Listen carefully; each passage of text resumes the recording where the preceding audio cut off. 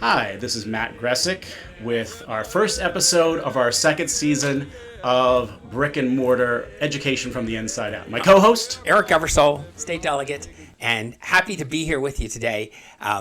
We have taken a pretty long hiatus, and we're back, and we've got a kind of a new format. We're going to do stuff when we feel like doing it, and so we found something that we feel like doing. I gotta tell you, I'm very proud of Matt. He has really inserted himself in a very meaningful way into education politics, in that he's a very big player in MSEA and NEA, both education associations, and recently he was taken to Argentina for a worldwide education conference, and he can tell you more of the title of it. Tell us a little bit about what happened there. So it's Education International World Congress, and it involves educators all across the world coming together to talk about issues that affect them, their communities, and their students. And it was eye-opening. It was a major gift. I feel incredibly privileged to have experienced that, and as a result, I also got some recordings. Yes. That we're going to share. Here I think I'm really important because I affect education policy across the entire state of Maryland. And Matt is affecting education policy from one end of the earth to the other. There we go. So tell us a little bit about what happened down there. All right. So basically, I got elected to be one of 8 policy delegates that represent the NEA at this huge World Congress of coming together. And if you've ever been to a rep assembly or a massive thing like we have a rep assembly in Maryland. We have a rep assembly for the NEA. Very similar, only this is representing countries and those countries' whole associations, unions that represent those countries. And so you're going to hear voices. Unfortunately, me being monolinguistic, I'm handicapped. I would have loved to interview every language, right? But unfortunately, just being handicapped in that one. But it's going to be exciting, and we addressed all kinds of concerns with regards to student concerns, educator safety, just all kinds of things. AI, all those things that are hitting us in the field of education. So Matt thought he would treat you to some people's insights from around the world. Mm-hmm. And what he was going to get them to do is talk about what's going on educationally or what they see as the issues educationally worldwide. But they didn't want to talk about that, did they? No. Everybody wanted to ask, what is going on with this presidential election in the U.S. and how it's going to affect education worldwide and education in their own country. And they wanted to know my perspective. They wanted to give their perspective, more importantly, and that's what led into these interviews. So that's what we're going to do.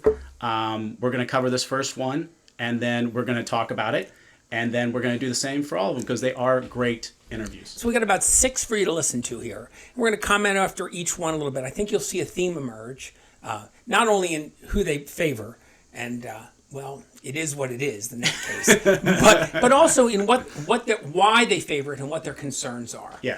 And so I think, tell us the first person. Well, the first person we're going to talk about here is from Ireland, and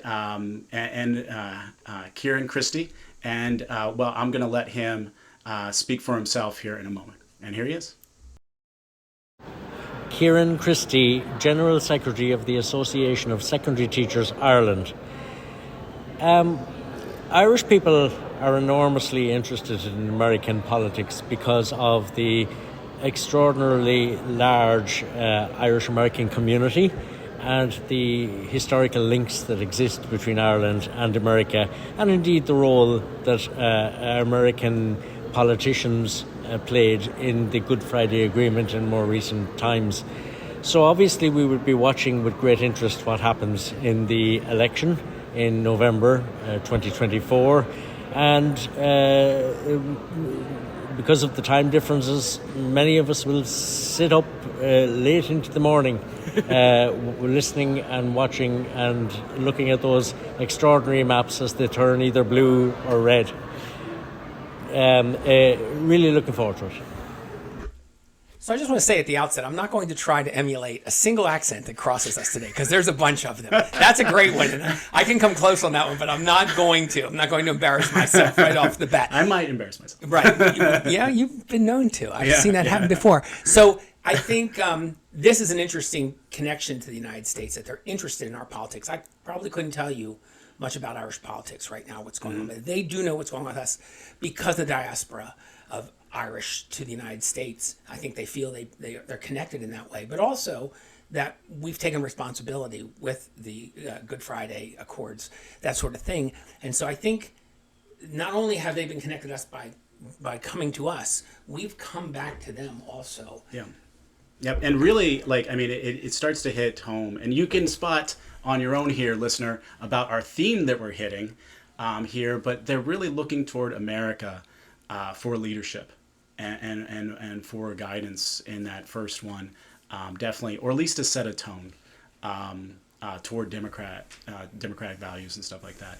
But Kieran Christie was funny because he had left the World Congress to go watch a swimmer from Ireland try to win a medal. Right. And his response to me is like, "Oh, you Americans, you win plenty of medals. You need a whole plane for just your medals to go home with." I am trying a little bit. I know. I am trying a little bit. So sad.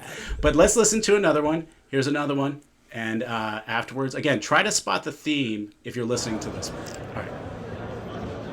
My name is Rene Senyu Kwamikoko. I'm a teacher from Ghana, and I'm a union leader. I work as a Deputy General Secretary of the union. As a union leader, we know US is our big brother, a big country, and whatever happens in US concerns us or affects Africa as well. My thoughts on US election is that we want a government that can think about helping Africa and education especially. And from experience that we've seen so far, we think that the Democrat or the lady aspiring to be the Democratic presidential candidate can help our cause in Africa. So I wish that Americans look at Democrat candidates and vote in that direction, because what happens in the US affects Africa, and Africa depends so much on US. And from history, we know the party that helps Africa. Recently, the lady was in Ghana and helped in so many ways to help in education. So our interest is that the lady aspiring to be the presidential candidate for Democrats should give the nod to help Africa as well. Thank you. All right, so you heard the lady, and I believe the lady was referring to... I think he was referring to Kamala Harris. Yeah, Kamala Harris. I believe, and they're up on that. Think about that. That was only weeks ago. Yes. And, how much are we keeping up? I do like it that Matt is ever the socialized teacher. He said right before this segment, see if you can spot the theme here, okay? Who said this wasn't an education broadcast? It is. It absolutely is. I think the reference to us as the older brother really tells you something about how the United States is seen around the world. If you have older siblings, you know that you look to them as an example and how to behave and how to actually set down, take responsibility. Like you hear all kinds of stories about older brothers and older siblings protecting people in situations, stepping up for them. Mm-hmm. And I think that's what they see here. The United States has tremendous wealth and tremendous influence. Yes. And I think they want that. I think he's pretty clear on what he wants that influence to be. Well, he wants it to be a positive influence. What happens in America affects what happens here in Africa, right. Is a direct quote from him. And people are concerned. People are worried. People want, as he said, the lady. The lady. Either he doesn't know her name or he's not sure he wanted to give it away. Yeah. But there's only one of them that's a lady. Yeah. I feel like this is pretty clear. Yep. All right, let's listen to the next one. Hi, I'm Phil Clark. I am a computer science teacher in a secondary school, a high school in England. I think everyone's watching the American presidential election, and it has ramifications around the world, and I think people are particularly worried about how a Trump victory would embolden racists and the far right in our country. They're already on the rise, and I think if he's not defeated, we'll see them really boosted, and that's a real concern. Perfect. Here's the phrase on that one. Everyone's watching. Everyone. Yeah. We are important. I mean, American exceptionalism exists here, and they're saying so.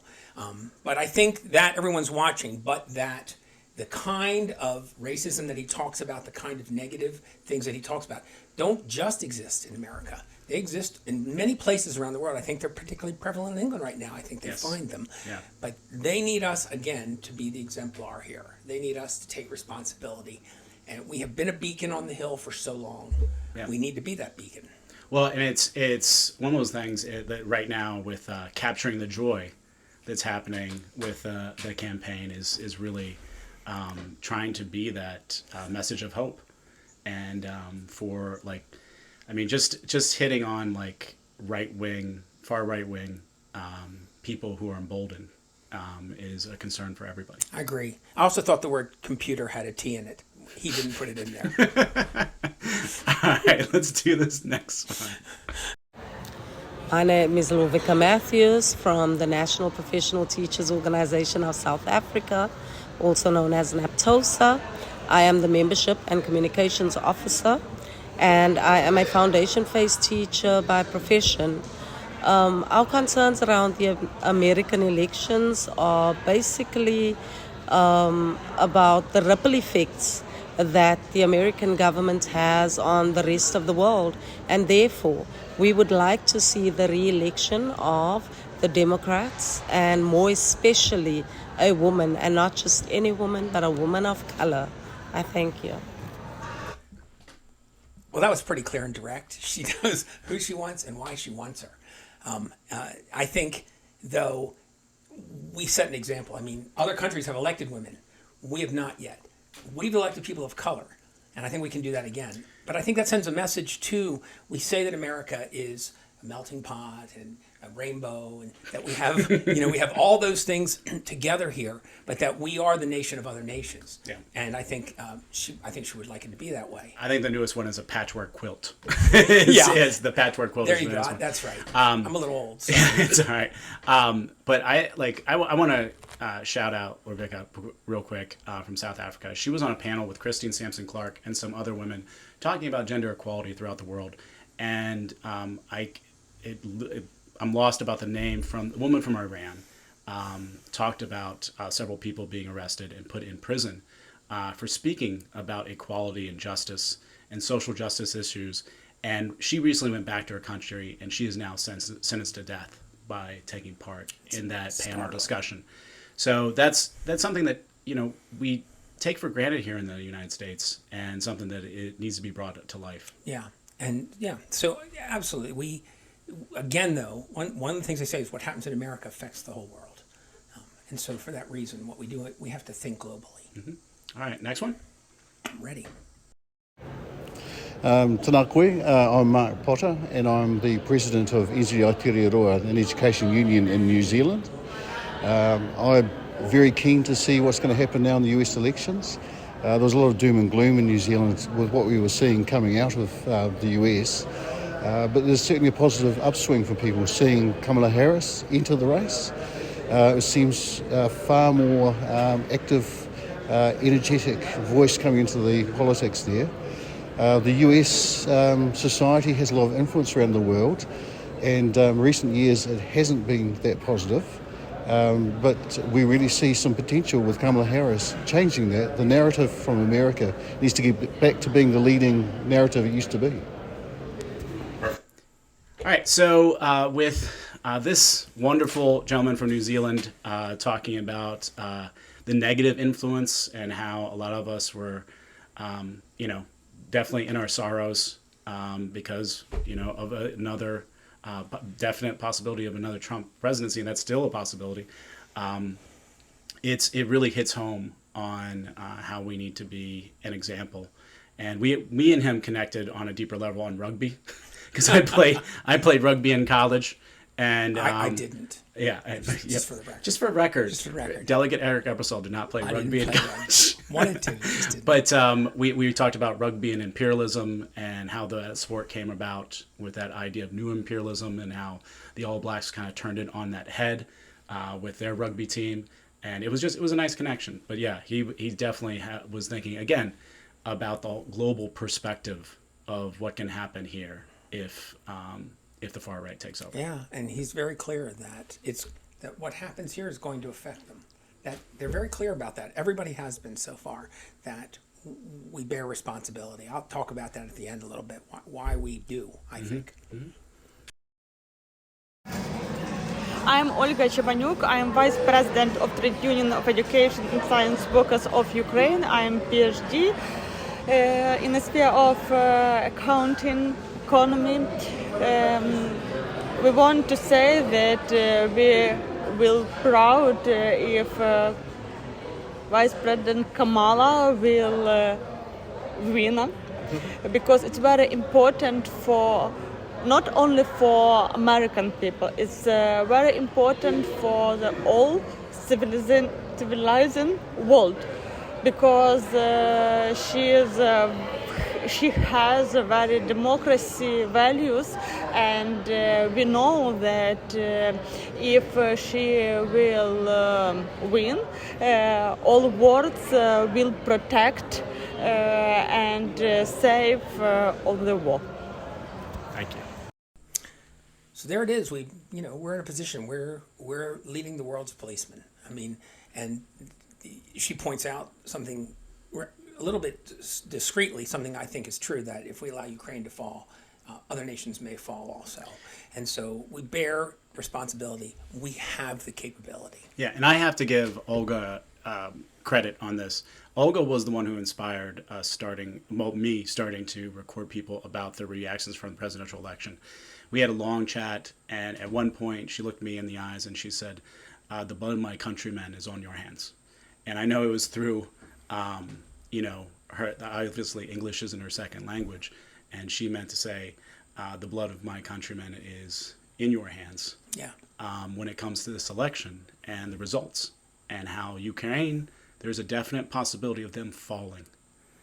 And all of those innocent people and the people that were defending that country against Russian incursion and against Putin's interests, it gets real when you realize that all of their torment, torture, and death could be in vain because we don't get out to vote. And they're generally unanimous in that the United States is very important to them. What happens in the United States resonates with them, resonates directly with them. Yeah. And I think the United States, we consider ourselves exceptional. We have made ourselves exceptional. We have put ourselves in a position to be the guidelines for the world, the responsible ones for the world. We cannot go partway in and back away from that responsibility that we have taken for ourselves. We are no longer isolationists. No. So that was our theme. If you didn't spot it already, that was our theme for the first few ones. Let's see if you can spot our theme for part 2. We've done this in 2 parts. We didn't want to go too long. We try to keep it, 15 minutes or so. So you can do it in a drive to the grocery store. And so that's half of the interviews that Matt got. And we'll have another set tomorrow. They will be a little different. And so you should stay tuned, look for it, look for the link. And we from Brick and Mortar, I don't know how that fits here, but we from Brick and Mortar, Education from the Inside Out, will be back. Yep. See you.